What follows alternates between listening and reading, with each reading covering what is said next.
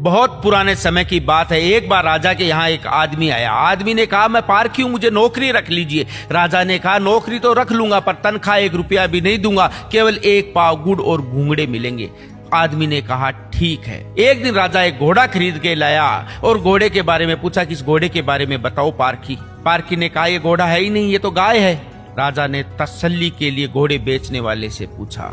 घोड़े बेचने वाले ने कहा, हुजूर ये सही बोल रहा है तो ये घोड़ा ही, पर इसकी बचपन में मां मर गई थी, इसको गाय का दूध पिलाया गया था। राजा ने उससे पूछा, तुम्हें कैसे पता चला कि ये घोड़ा गाय का है? उसने कहा, हुजूर जब ये घास चर रहा था तो ये नीचे मुंह करके घास खा रहा था, जबकि घोड़े का स्वभाव होता है कि घास उठाता है और ऊपर मुंह करके खाता है। राजा बहुत खुश हुआ। उसने कहा, आज से तुम्हें आधा किलो गुड़ और आधा किलो घूंगड़े मिलेंगे। थोड़े दिन बाद राजा ने तसल्ली के लिए पूछा कि मेरी रानी के बारे में बताओ पारखी, रानी कैसी है, मेरे को बहुत प्रिय है।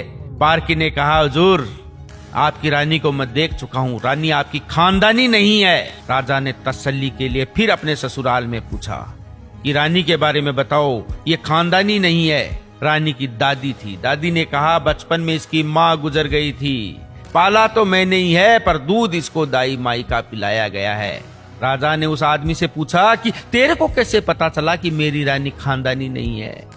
आदमी ने कहा कि इनका स्वभाव रानी के जैसा नहीं है, शालीन नहीं है, ये नौकरों पे चिल्लाती है, गाली गलौज करती है, इनके स्वभाव के हिसाब से मेरे को पता चल गया कि ये खानदानी नहीं है। राजा ने फिर पूछा कि चलो मेरे बारे में बताओ। पारखी ने कहा, महाराज मेरे को जान की माफी दे तो मैं बताऊं। राजा ने कहा, तुम्हारे 7 गुना माफ है, तू तो मेरे बारे में बता।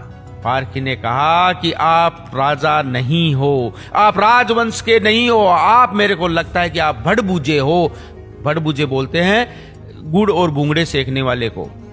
राजा ने तसल्ली के लिए अपनी मां से पूछा कि क्या मां ये पारखी सही बोल रहा है, मेरे को सही से बताओ वरना मैं मर जाऊंगा। राजा की मां ने कहा कि बात ये सत्य बोल रहा है, जिस दिन तू पैदा हुआ था उसी दिन महल के पास में भड़बूजे आया हुआ था, उसके भी बेटा पैदा हुआ था, पर मेरा बेटा मर गया था। मेरे को राजवंश चलाने के लिए इस भड़बूजा से तेरे को उधार लेना पड़ा। राजा को बहुत खुशी हुई और दुख भी। इस कहानी से हमें यही सीख मिलती है कि इंसान की पहचान चेहरे से नहीं चरित्र से होती है। इंसान का चरित्र अच्छा होना चाहिए, चरित्र से इंसान का खानदान पता चलता है।